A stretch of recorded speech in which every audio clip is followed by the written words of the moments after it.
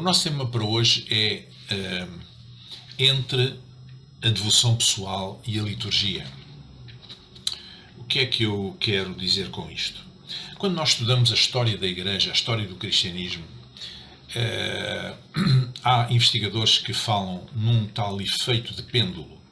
Isto é, ao longo da história do cristianismo, destes 2000 anos, existiu sempre um pêndulo que ia de um lado para o outro, entre dois extremos. Esse pêndulo, digamos, vacilava, oscilava entre uma ênfase dada na devoção pessoal, na fé pessoal, na vivência pessoal da fé do indivíduo, e o outro polo, digamos assim, seria a vivência coletiva da fé, o culto cristão. O culto e a doutrina, digamos. Então, ao longo da história da Igreja, nós vimos sempre este pêndulo andar de um lado para o outro. Porque nós vimos vários movimentos, por exemplo, ao longo destes 2000 anos, de redescoberta da fé pessoal, de redescoberta de um compromisso com Deus, de um compromisso pessoal. E isso passava pela oração, por uma vida frugal, digamos assim, passava pela leitura das Escrituras, passava por um compromisso de vida, digamos assim, em que a fé era refletida, não podia deixar de ser refletida nos atos, nas palavras, no dia-a-dia das pessoas e da sua comunidade próxima, da sua família. Isto aconteceu, por exemplo, com os pietistas. E acontece que, depois dos grandes movimentos, digamos assim, que deram origem aos diversos ramos do cristianismo, passados 100 anos ou coisa do género, havia como que uma cristalização desse movimento. E então era necessário dar uma ênfase no compromisso pessoal. Ou seja, cada nova igreja, novo movimento gerava uma nova igreja, uma nova denominação ou confissão dentro da fé cristã, mas que depois cristalizava, perdia a dinâmica, perdia a sua essência, perdia o principal, em parte. E então surgiam dentro dessa confissão movimentos de restauração, digamos assim, da devoção pessoal. Os pietistas surgiram dentro do luteranismo, da Igreja Luterana. Também aconteceu com os puritanos, noutra ocasião, dentro da Igreja de Inglaterra, um movimento semelhante. Aconteceu com os Quakers, aconteceu com vários movimentos de retorno às raízes da fé, mais tarde, no início do século XX, como o movimento pentecostal, etc. Por outro lado, nós encontramos um outro polo que centra, digamos, a sua ênfase não na devoção pessoal, mas no coletivo. E isso passa por uma liturgia muito rígida, passa por uma doutrina, por exemplo, a escolástica foi um movimento nesse sentido, passa pelo tipo de liturgia muito estruturada que se pensa fazer e, portanto, uma ênfase maior no coletivo.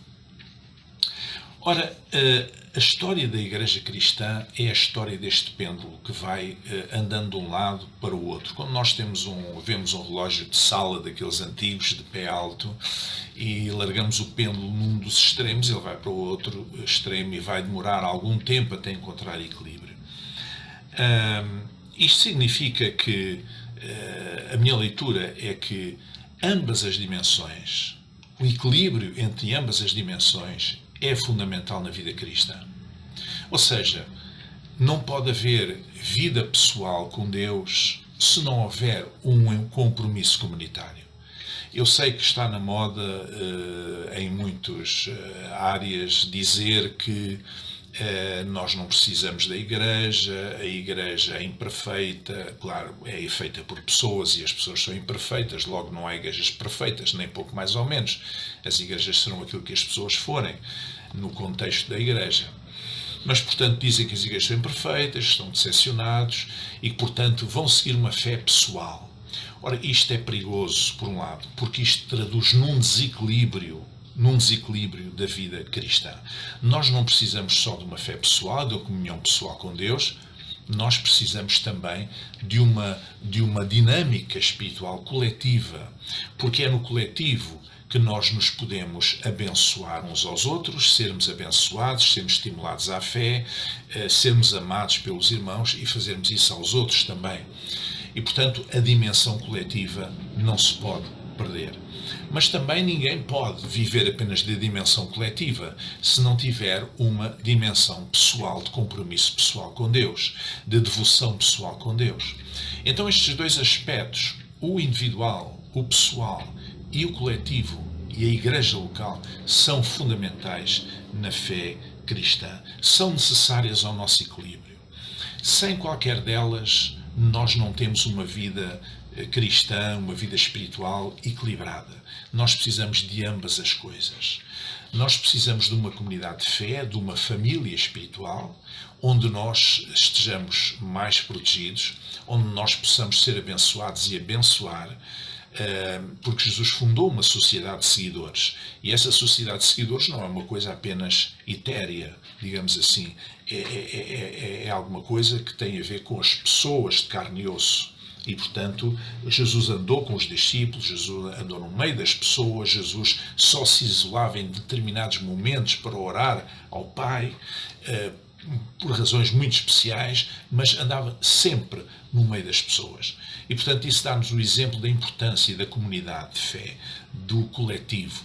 Mas também quem apenas na sua dimensão de fé tem o coletivo presente e não tem a dimensão pessoal, então também está coxo, espiritualmente coxo, porque nós precisamos de ambas as coisas. E é isso que se traduz numa vida espiritual, numa vida cristã realmente saudável.